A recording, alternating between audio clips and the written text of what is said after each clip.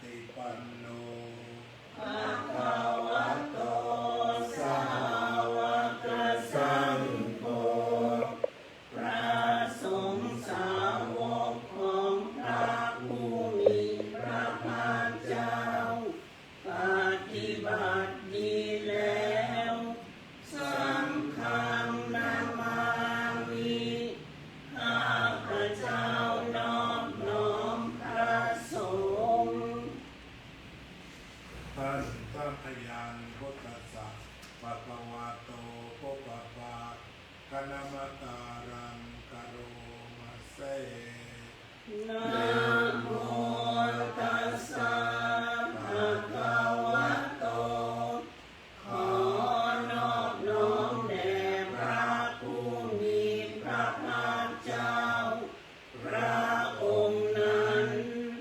อะระหะโตซึ่งเป็นผู้ไกลจากกิเลสสัมมาสัมพุทธัสสะตรัสรู้ชอบได้โดยพระองค์เองนะโมตัสสะภะคะวะโตขอนอบน้อมแด่พระผู้มีพระภาคเจ้าพระองค์นั้นอะระหะโตซึ่งเป็นผู้ไกลจากกิเลสสัมมาสัมพุทธัสสะ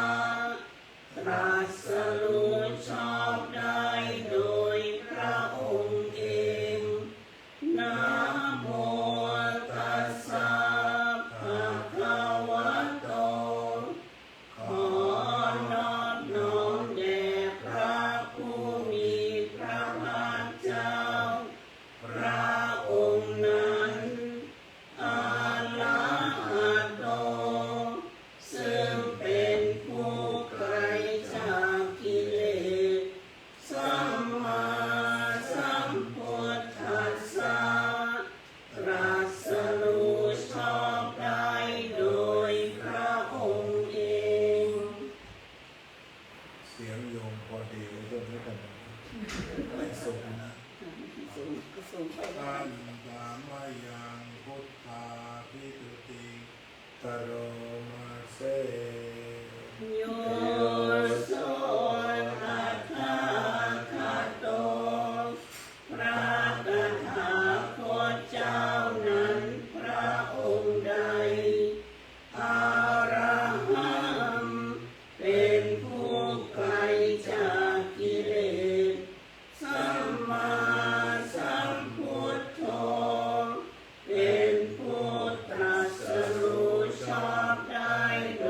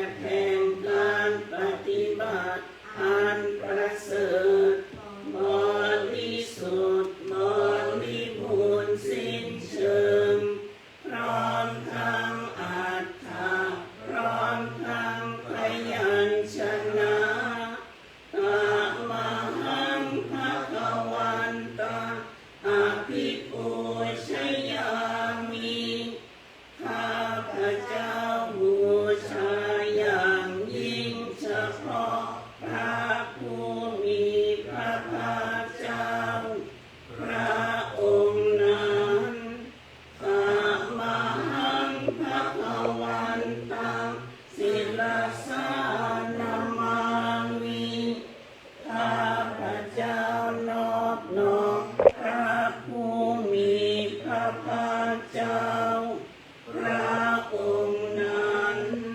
ด้วยเสียงกล่าว อันดามายังธรรมาภิปุติกโรมาเสย โยโสสวากขาโตภะคะวะตาธัมโมพระธรรมนั้นใดเป็นสิ่งที่พระผู้มีพระภาคเจ้าได้ตรัสไว้ดีแล้วสันทิฏฐิโกเป็นสิ่งที่ผู้ศึกษาและปฏิบัติพึงเห็นได้ด้วยตนเองอาการิโกเป็นสิ่งที่ปฏิบัติได้และให้ผลได้ไม่จำกัดกันเอหิปัสสิโกเป็นสิ่งที่ควรกล่าวกับผู้อื่นว่าท่านจงมาดูเถิดโอปันญิโกเป็นสิ่งที่ควรน้อมเข้ามาใส่ตัวปัจจัตตังเวทิตาโพวินโยติเป็นสิ่งที่ผู้รู้ก็รู้ได้เฉพาะตนกามหังธัมมังอภิปูชยามิข้าพระเจ้าบูชาอย่างยิ่งเฉพาะพระธรรมนั้นกามหังธัมมังศิรสานามามิข้าพระเจ้านอบน้อมพระธรรมนั้นด้วยเสียงกล่าว ท่านนามายังสังฆาภิปุติกโรมาเสย โยโสสุปฏิปันโนภะคะวะโตสาวกสังโฆสงฆ์สาวกของพระผู้มีพระภาคเจ้านั้นหมู่ใดปฏิบัติดีแล้วโอโยปฏิปั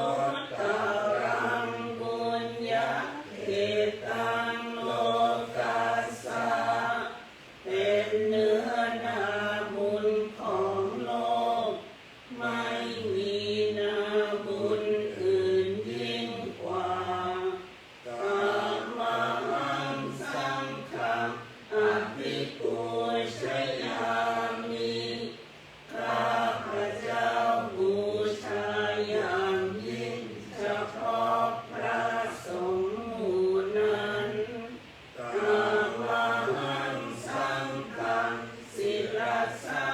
นามามิข้าพเจ้านอบน้อมพระสงฆ์หมู่นั้นด้วยเสียงกล่าวเชิญเปิดไปหน้า36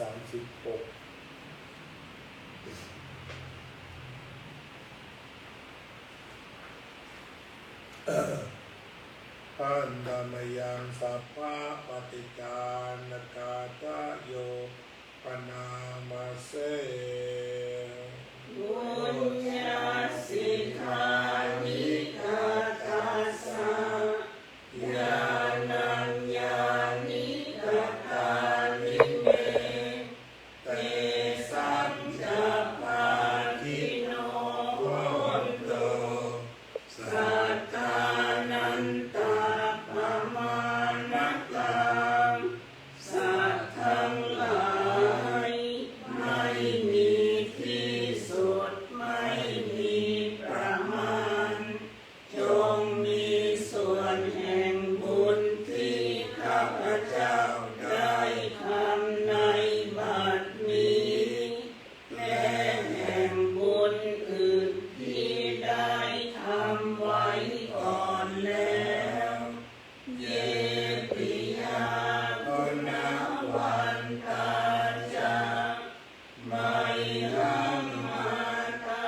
ปิตาทะโยทิฏฐาเมจาปยาทิฏฐาวาอัญเยมัชฌะตะเวริโนคือจะเป็นสัตว์เหล่าใดซึ่งเป็นที่รักใคร่และมีบุญคุณเช่นมารดาบิดาของข้าพเจ้าเป็นต้นก็ดีที่ข้าพเจ้าเห็นแล้วหรือไม่ได้เห็นก็ดีสัตว์เหล่าอื่นที่เป็นกลางหรือเป็นคู่เวรกันก็ดีสัตตาติทันติโลกัสสมิงเตภูมิมาจัตุโยนิกาปัญเจกัจจตุโมการา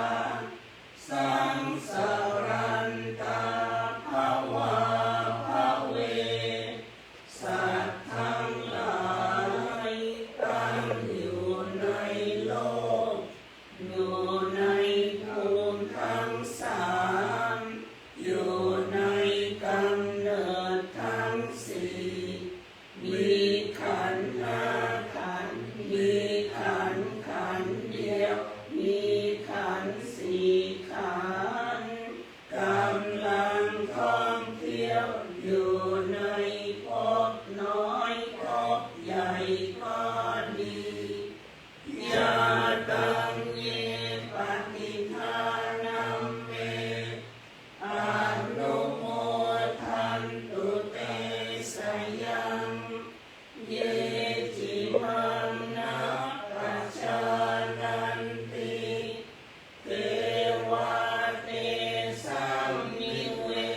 ทยุงสัตว์เหล่าใดรู้ส่วนบุญที่ข้าพเจ้าแผ่ให้แล้วสัตว์เหล่านั้นจงอนุโมทนาเองเถิ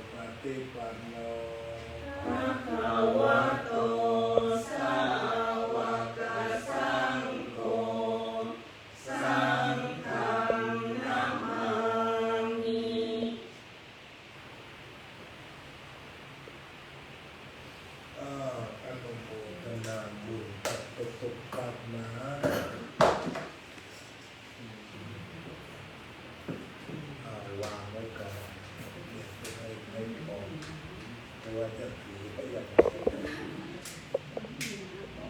เอาไปตรวจก่อนแล้วไปเอาตรงตรวจดีๆไม่เป็นไรเดี๋ยวต้องตรวจก่อนก็ตรวจ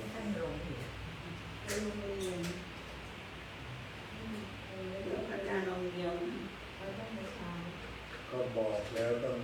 นานแล้วว่าเหลือรูปเดียวไปถึงวันที่25ก็บอกกันก่อนว่าอยู่ในดุลพินิจจะได้พักบ้างจะได้อะไรบ้างนะอยากพาเข้ามาก็มาสวดมนต์บ่ายก็ทำสมาธิมาก็มาปฏิบัติธรรมนั่นเองส่วนอาหารก็ไม่ต้องกังวลไปฉันนิดเดียวฉันเยอะกันน้ำตาลขึ้นอีกไม่ได้อยู่ในฐานะเป็นฉันอะไรได้แล้วข้าวช้อนเดียวน้ำตาลก็ขึ้นแล้วแต่ว่าดีแล้วมาเดี๋ยวก็บ่ายโมงก็ทำสมาธิถึงบ่ายสองก็ทำวัดเย็นไปเข้ามาปฏิบัติธรรมได้ผมกล่าวคำว่าสัมมา นะโมตัสสะภะคะวะโตอะระหะโตสัมมาสัมพุทธัสสะนะโมตัสสะภะคะวะโตอะระหะโตสัมมาสัมพุทธัสสะนะโมตัสสะภะคะวะโตอะระหะโตสัมมาสัมพุทธัสสะอิมานิมัยยังพันเตภัตตานิสัพปะริวารานิภิกขุสังคัสสะโอโนชยามะสาธุโนพันเตภิกขุสังโฆอิมานิภัตตานิสัพปะริวารานิปฏิคันหาตุอัมหากังจิทารตังหิตายะสุขายะข้าแต่พระสงฆ์ผู้เจริญข้าพระเจ้าทั้งหลาย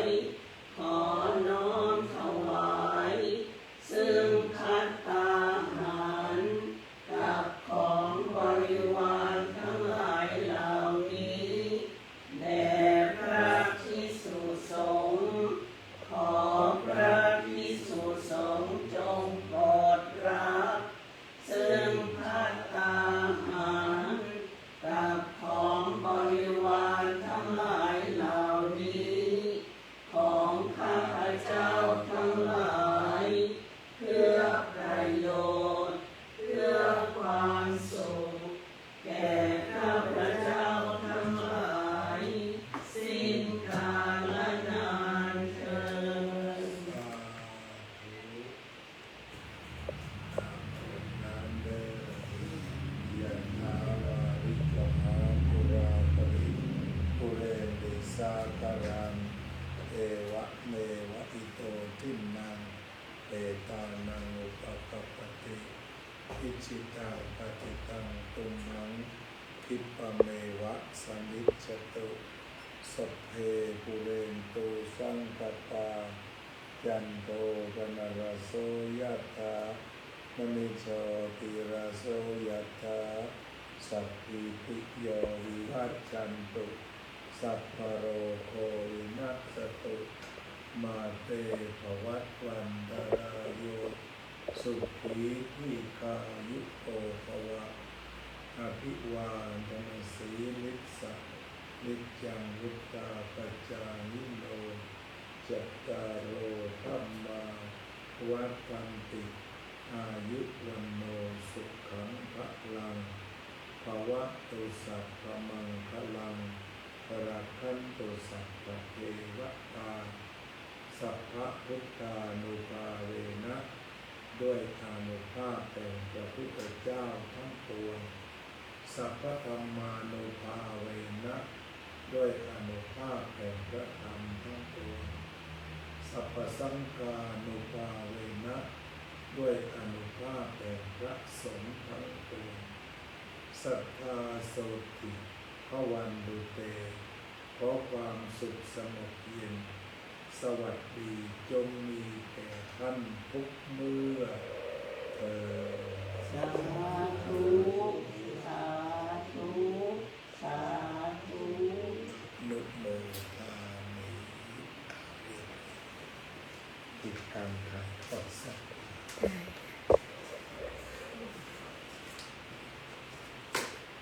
ติดตาม